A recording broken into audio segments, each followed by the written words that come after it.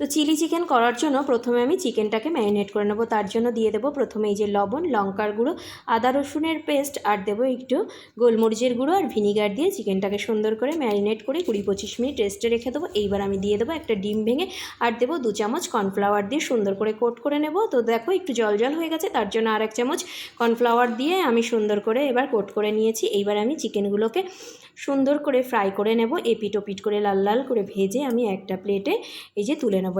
এবার আমি একটা বাটিতে সসের ব্যাটার বানিয়ে নেব। তার মধ্যে দেবো টমেটো সস, চিলি সস আর সোয়া সস।